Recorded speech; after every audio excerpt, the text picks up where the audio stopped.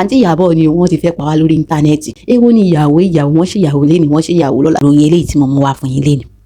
Wọ́n sọ pé Prissy ó ti lóyún àmọ́ ta ló wá lóyún? Wọ́n ní Ẹniolúwa ni.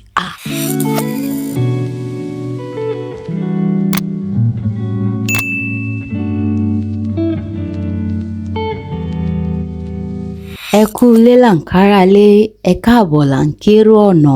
Ọpẹ́yẹmí ọmọ Adébóyè mo tún ti dé gẹ́gẹ́ bí mo ṣe máa ń gbé borùn mi tí mo máa ń gbé fìlà mi kiri. Bẹ́ẹ̀ ni eléyìí tí mo tún mú wá sétí ìgbọ́yín lénìí, ẹ máa gbọ́ ẹ máa bọ̀ ẹ fìdílé nǹkan.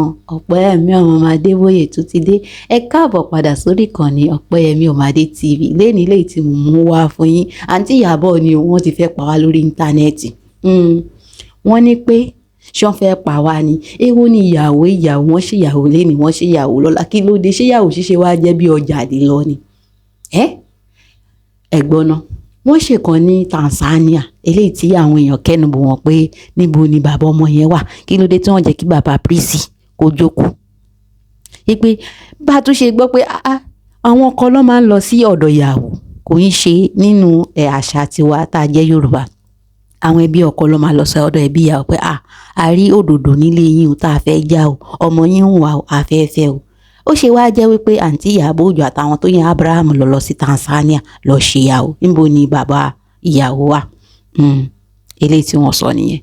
Nígbà tó wá yá àǹtí Ìyábọ̀ tó máa surprise gbogbo wa, wọ́n padà ṣe kí ni ìyẹn lóṣù tó kọjá, wọ́n padà wá sí Nàìjíríà náà tó jẹ́ pé bàbá ọmọ náà jókòó, bàbá Prissy ó jókòó, tó jẹ́ pé the best, the number one on internet òun ni ìgbéyàwó tí wọ́n ṣe ní oṣù tó kọjá. Láti wá rí gbọ́ ní ìsìn pé wọ́n tún ń ṣe grand final ní Tanzania. Lọ́ba ni àwọn èèyàn bá kéyìn sókè pé kí ló dé kẹ́ ẹ máa wá wò ní oṣù tó kọjá tí ọmọ yẹn ṣe ti Nàìjíríà. Gbogbo àwọn èèyàn lọ sọ pé wedding yẹn ti ṣe kinní jù, ó ti pọ̀ jù, Ọlọ́run jẹ́ kọ́mọ yìí lóyún, Ọlọ́run jẹ́ kó ṣe gbá, Ọlọ́run jẹ́ kó ṣàwo, wọ́n ti pariwo lé jù. Wọ́n ti pariwo lé jù. Wọ́n tún wá gba Tanzania lọ́ba yẹn lọ ṣe grand final. Wọ́n tún ní white wedding bóyá court wedding òun ni wọ́n tún lọ ṣe ní Tanzania. Eléyìí tó tún wá pàpàǹbarì ìròyìn eléyìí tí mo mú wá fún yín lénìí. Wọ́n sọ pé Prissy ó ti lóyún àmọ́ ta ló wá lóyún? Wọ́n ní Ẹniolúwa ni. Mo bá tó ní kí ló dé? People dey carry. Ṣé rí àwọn tí wọ́n wà lórí Facebook? Mo tún gbé fáwọn yẹn, mo gbé fún wọn lẹ́gbẹ̀ẹ́ àwa táwa lórí YouTube. Bẹ́ẹ̀ ni wọ́n ní Ẹniolúwa ni ó, torí nígbà tí wọ́n interview Ẹniolúwa náà, èmi náà mọ bó ṣe sọ òyìnbó ẹ̀ nínú fọ́nrán yẹn. Báwo pé mo ti gbọ́ Ẹniolúwa tó sọ òyìnbó rí, àbí ó ń sí ẹni tó interview ẹ̀ jẹ ni àbí báwo? Lòun náà ṣáà ń sọ ló bá ní bóyá ìdí tí wọ́n fi sọ wípé Ẹniolúwa ló lóyún ni èmi ò mọ̀, àmọ́ ẹ jẹ́ kọ́kọ́ yanjú gbogbo ìyàwó kò ṣe ìyàwó káwa tó bọ́ sí orí oyún. Bóyá ó ti lóyún àbí kò lóyún. Nǹkan tẹ́mi fẹ́ sọ ni wípé bí wọ́n bá ń ṣe ìyàwó, wọ́n ṣe lé ní wọ́n ṣe lọ́la, ìyẹn ṣe wá kan ẹ̀yìn tí ní ẹ bá olórí ire yọ kí lè tí yín náà lè ṣe kíni kó lè tẹ̀yìn lọ́wọ́. Àwọn kan ní wedding yẹn ti pọ̀ jù, kí n ti ní pẹ̀lú wedding pọ̀ jù, wọ́n lówó wọn lọ́wọ́ ni, ẹ jẹ́ wọn ṣe nǹkan tí wọ́n fẹ́. Àbí ìyẹn ṣe wá jẹ́ ẹ̀dùnkì tiwa, kò yẹ káwa máa ṣe kíní sórí yẹn. Eléyìí tí èmi ní bẹ́ẹ̀ nìyẹn pé tí wọ́n bá ń ṣe ẹ jẹ́ kí inú wa kó máa dùn sí. Oyè yìí nígbà tí wọ́n ti béèrè lọ́wọ́ wa, tí wọ́n dẹ̀ sọ pé ká wá dá owó fáwọn kí wá ń tiwa, ẹ jẹ́ kí wọ́n ṣe nǹkan ayọ̀ ni, nǹkan ìdùnnú ni, kò yẹ kí a máa bá nǹkan ayọ̀ ká máa bá bínú. Kádéyé sọ ọ̀rọ̀ tí ò dáa sínú ayé ọmọlàkejì, torí wípé gẹ́gẹ́ bí ọ̀rọ̀ Yorùbá máa ní pé ẹni bá ro bí sí ọmọlàkejì ibi máa bá. So ẹ má máa jẹ́ kí a máa ronú nǹkan tí ò dáa sí ọmọlàkejì, kò ń ṣe nǹkan tó dáa, kò ń ṣe ìwà gidi.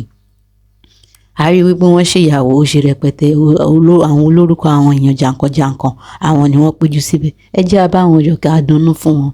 Ṣóyè yín kò yẹ kí káwa máa wá sọ wíṣù wọn nígbà tí ká máa sọ ọ̀rọ̀ tí ò dáa sínú ayé ọmọ ọlọ́mọ, torí pé àbíamọ ni gbogbo ìbájọ́ ọkùnrin ìbájọ́ obìnrin tí a bá tiẹ̀ ti dàbí abiyamọ a máa padà dàbí amọ̀ lọ́jọ́ kan. Ṣé inú tiwa náà máa wá dùn sí kí wọ́n máa sọ irú ọ̀rọ̀ bẹ́ẹ̀ yẹn sí inú ìgbésí ayé ọmọ tá a bá bí? Kò yẹ kó rí bẹ́ẹ̀. Ẹ jẹ́ wá lọ sí orí pé ó lóyún kò lóyún. Nígbà tí wọ́n ṣèyàwó ní oṣù tó kọjá wọ́n sọ pé ó ti pọ̀ jù, kò lè tètè royún ní, kò lè tètè ṣẹ́gbá, kò lè tètè ṣàwo. For your information, FYI, Priscilla ti lóyún. Ta ló wá lóyún? Wọ́n ní ẹni Olúwa ni. Èmi kọ́ mo sọ bẹ́ẹ̀ o. Èmi kọ́ ni mo sọ bẹ́ẹ̀ o. Èyí ṣe èmi rárá o. Pínrín. Àwọn àrí nìyẹn o. Kí nìdí? Wọ́n ní wípé ìyàwó tí wọ́n ṣe ní Tanzania, ẹ wo fọ́nrán yẹn, ìyàwó tó ń ṣe ní Tanzania wípé bí ìyàwó ṣe ń fò sókè nígbà tí Ìyábọ̀ Òjó àti ọmọ ìyẹn ìyàwó tí wọ́n ń jó, wọ́n ti ń gbọ́ orin yẹn lọ bẹ́ẹ̀ lẹ́ẹ̀kan náà.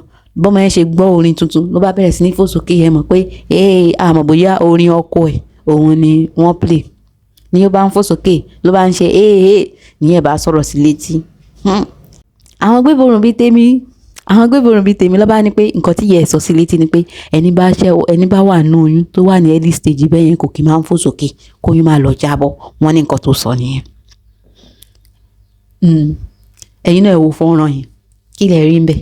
Wọ́n ní pé nǹkan tí Ìyábọ̀ Òjó sọ fún ọmọ yẹn nìyẹn tí ara ọmọ yẹn fi calm down wípé òun ò ní fò sókè mọ́. Ṣé ojú wa ti àwọn tán ní kò lè lóyún àbí kò lóyún? Ó ti lóyún.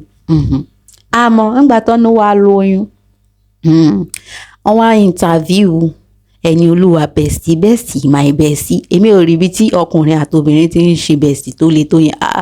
Best friend ọ̀rẹ́ ẹ̀rín wọn yẹn. Ó ṣe fowó. The questions you people ask me shocks me so much. Prissy is pregnant. I will say, well, today's the first day I'm hearing it too upstairs. They say, really? That people are saying Prissy is pregnant, and I say, me, I've never seen. You don't know?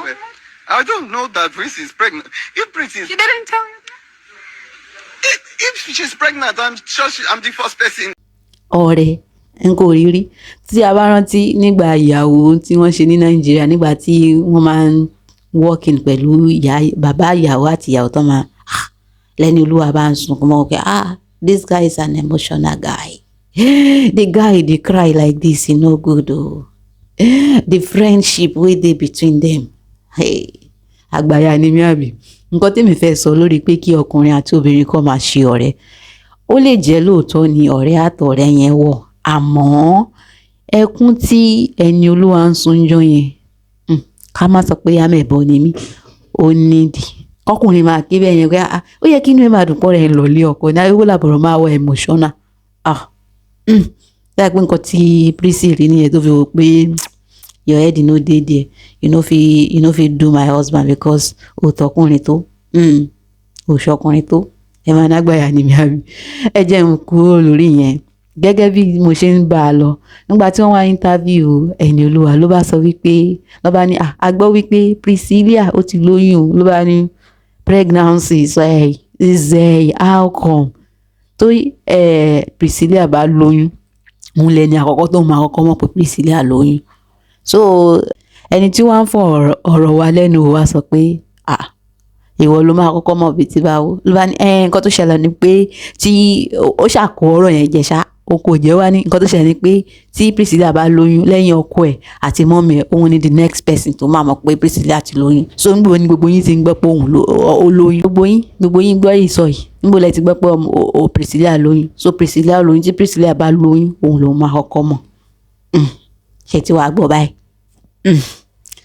Àwa wí yìí gbọ́ yìí.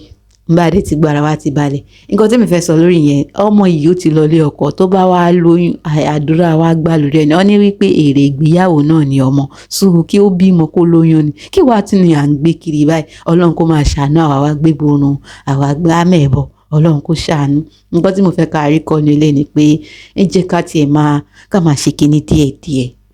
Bígbà tó bá lóyún àárí, tó bá dẹ̀ bímọ àmọ́, kò sí bó tiẹ̀ gbóyún pamọ́, kò lè gbọ́mọ pamọ́, àbí bẹ́ẹ̀ kọ́. Ẹ fọmọ ọlọ́mọ ọlẹ̀, ọmọ tó ṣẹ̀ jìjì ayé ẹ̀, tó ṣẹ̀ bẹ̀rẹ̀ ìyàwó, tó ṣẹ̀ bẹ̀rẹ̀ ayé, ọmọ kékeré lọmọ yìí ti lè ju 22, 23 lọ. Ẹ jẹ́ àfilẹ̀. ẹ fi ọmọ yìí lẹ́jọ́ gbádùn ayé kó enjoy marriage life rẹ̀ nǹkan tí èmi fẹ́ sọ nìyẹn. ẹni tó bá jẹ́ gbà àkọ́kọ́ yín rèé ń bí báyìí ẹ má gbàgbé láti subscribe sórí ìkànnì yìí Gbéborùn la máa ń ṣe ń bí báyìí o. tẹ́ bá wá láìkì fọ́nrán yìí ẹ jọ̀wọ́ ẹ má gbàgbé láti bá mi like ayé yín àdàbẹ̀ ṣe like yẹn tí yóò ní bàjẹ́. mo ti fẹ́ máa lọ pẹ́ mi ọmọ máa Adébóyè ẹ máa ṣe rere èmi náà máa ṣe rere gbogbo alájọ máa ṣe rere lápapọ̀ ó dàbọ̀ ó dìgbà máa tún máa rí yín.